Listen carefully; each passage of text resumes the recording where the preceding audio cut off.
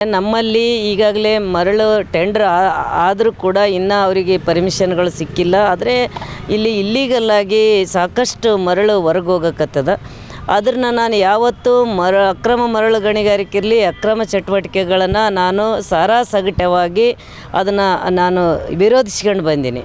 ಹಂಗಾಗಿ ಆ ಒಂದು ಸಂದರ್ಭದಲ್ಲಿ ಆ ಒಂದು ವಿಷಯವನ್ನು ಇಟ್ಟುಕೊಂಡು ಕೆಲವು ದಂಧೆಕೋರರು ಇವತ್ತೇನು ಇದು ಮರಳು ದುಡ್ಡು ಮಾಫಿಯಾದ ಇವರೆಲ್ಲ ನನಗೆ ಬೆಳಗ್ಗೆನೇ ನಿನ್ನೆ ಬಂದು ಮನೇಲಿಗೆ ಬಂದು ನಾವು ಅಕ್ರಮ ಒಂದು ಮರಳುಗಾರಿಕೆಯನ್ನು ಮಾಡೋಂಥದ್ದನ್ನು ನೀವು ಯಾಕೆ ತಡಿತೀರಿ ಅನ್ನೋಂಥ ಒಂದು ಬೆದರಿಕೆ ಕೂಡ ನಮಗೆ ಹಾಕ್ಯಾರ.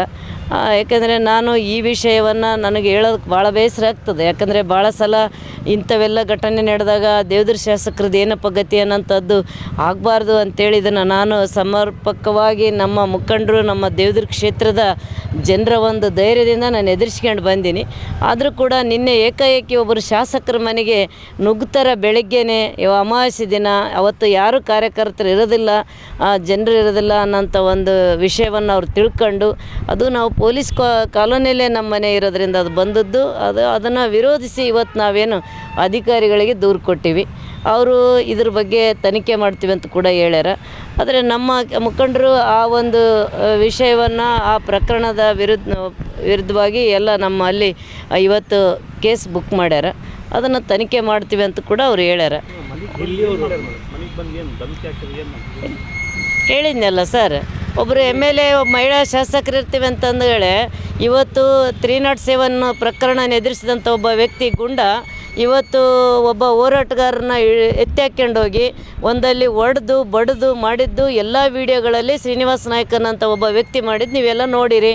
ಆ ವ್ಯಕ್ತಿನೇ ನೂರಾರು ಜನರನ್ನ ಕರ್ಕೊಂಡು ಮನೆಗೆ ಬಂದು ನಮಗೆ ಎದುರಿಸೋಣ, ಹೌದ್ರಿ ನಿಮಗೇನ್ರಿ ನಷ್ಟ, ನಾವು ಅದು ಅಕ್ರಮ ಮಾಡ್ತೀವಿ, ನಾವೆಲ್ಲ ಲಾರಿಗಳದವ, ನಮಗೆಲ್ಲ ಜನಗಳದಾರ, JCPಗಳದವ, ಅದನ್ನೆಲ್ಲ ನೀವ್ಯಾಗ ತಡೆಯೋದಂತೇಳಿ ಇವತ್ತು ನಮ್ಮ ಟ್ರ್ಯಾಕ್ಟರ್ದವ್ರನ್ನ ಎತ್ತಿ ಕಟ್ಟಿ ಟ್ರ್ಯಾಕ್ಟರ್ದವ್ರಿಗೆ ಸುಳ್ಳನ್ನ ಬಿಂಬಿಸ್ತಾರೆ. ನಿಮ್ಮ ಮೇಡಮು ಉಸುಕು ಬಂದ್ ಮಾಡ್ತಾರೆ ನೋಡಂತ. ನಾನು ಯಾವತ್ತು ಟ್ರ್ಯಾಕ್ಟರ್ದವ್ರಿಗೆ ಉಸುಕು ಕೊಡಬೇಡ್ರಿ ಅಂತ ಯಾವತ್ತೂ ನಾನು ಹೇಳಿಲ್ಲ.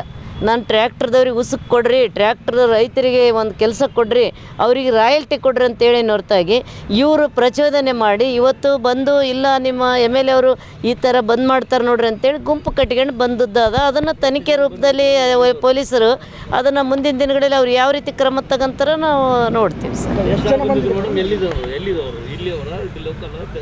ಸರ್. ಈಗ ಲೋಕಲ್ದವರು, ನಮ್ಮಲ್ಲಿ ಯಾರು ಲೋಕಲ್ದವರು ಟಿಪ್ಪರ್ಗಳಿಲ್ಲ, ಹೊರಗಡೆ ಅವ್ರವೇ ಟಿಪ್ಪರ್ಗಳು ತಗೊಂಡು ಸುರಪುರ ಇರಲಿ, ಗುಲ್ಬರ್ಗ, ಯಾದಗಿರಿ ಯಾವ ಕಡೆಯಿಂದ ಬರ್ತಾರೋ ನಮ್ಮವ್ರನ್ನ ಟ್ರ್ಯಾಕ್ಟರ್ದವ್ರನ್ನ ಅವ್ರ ಜೊತೆಗಿಟ್ಕೊಂಡು ಅವ್ರನ್ನ ಪ್ರಚೋದಿಸಿ ಅವ್ರನ್ನ ಕರ್ಕೊಂಡು ಬಂದಾರ. ಶ್ರೀನಿವಾಸ ನಾಯ್ಕ ಬಂದಿದ್ದರು. ಇನ್ನು ನಮ್ಮ ತಾಲೂಕದಾಗ ಕೆಲವೊಂದು ಮರಳು ಮಾಫಿಯಾದಲ್ಲಿ ತೊಡಗಿದಂಥ ಯಾರು ರವಿ ಮತ್ತಿನ ವೀರೇಶ್ ಗೌಡ, ಯಾಟ್ಗಲ್ಲು, ಈ ಥರ ಇನ್ನು ಭಾಳಷ್ಟು ಒಂದು 60-70 ಜನ ಬಂದು ನಮ್ಮ ಮನೆಗೆ ಏಕಾಏಕಿ ನುಗ್ಗಿದ್ದು ನಮಗೆ ಭಾಳ ಆತಂಕ ಮೂಡಿಸ್ಯದ.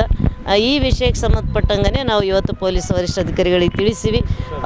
SP ಸಾಹೇಬರು ನಮ್ಗೆ ಭರವಸೆ ಕೊಟ್ಟಾರೆ, ಯಾವುದೇ ಕಾರಣಕ್ಕೂ ಈ ಥರ ಆಗೋದಿಲ್ಲ ರೀ ಮೇಡಮ್, ನಾನೆಲ್ಲ ಅದನ್ನು ಮಾಹಿತಿ ತರಿಸ್ಕೊಂಡೀನಿ, ನೀವು ಧೈರ್ಯವಾಗಿರಿ, ನಿಮ್ಮ ಧೈರ್ಯವಾಗಿ ಕೆಲಸ ಮಾಡಿರಿ, ನಾವು ಇರ್ತೀವಿ ಅಂತ ಹೇಳ್ಯಾರ. ಮತ್ತು ರಾಜ್ಯದಲ್ಲಿ ಕಾನೂನು ಸುವ್ಯವಸ್ಥೆ ಕಾಪಾಡಬೇಕಂತೇಳಿ ಮೊನ್ನೆ ಮುಖ್ಯಮಂತ್ರಿಗಳು ಕೂಡ ಪೊಲೀಸರಿಗೆ, ಎಲ್ಲ ಪೊಲೀಸ್ ಇಲಾಖೆ ಕೂಡ ಅವರು ಕೂಡ ನಿರ್ದೇಶನ ನೀಡ್ಯಾರ. ನೋಡೋಣ ಯಾವ ರೀತಿ ಕಾನೂನು ಸುವ್ಯವಸ್ಥೆ ರಾಜ್ಯಾದ್ಯಂತ ಒಳ್ಳೆ ರೀತಿಯಲ್ಲಿ ಬಂತಂದ್ರೆ ನಮಗೂ ಕೂಡ ಒಂದು ಪ್ರತಿಯೊಬ್ಬ ಮನುಷ್ಯಗೆ ಬದುಕೋಕ್ಕಾಗ್ತದ, ಮಾತಾಡೋದಕ್ಕಾಗ್ತದ. ಇವೆಲ್ಲ ಹೆದರಿಕೆಗಳು, ದಬ್ಬಾಳಿಕೆಗಳು ಮಾಡೋದು ಸರಿಯಿಲ್ಲ. ಹಂಗಾಗಿ ಇವತ್ತು ನಮ್ಮ ಕ್ಷೇತ್ರದಿಂದನೇ ಕಾನೂನು ಸುವ್ಯವಸ್ಥೆ ಕಾಪಾಡೋಂಥದ್ದು ಮುಖ್ಯಮಂತ್ರಿಗಳ ಆಶಯದಂತೆ ಆಗಲಿ ಅನ್ನೋಂಥದ್ದು ನನ್ನ ಒಂದು ಮನವಿ.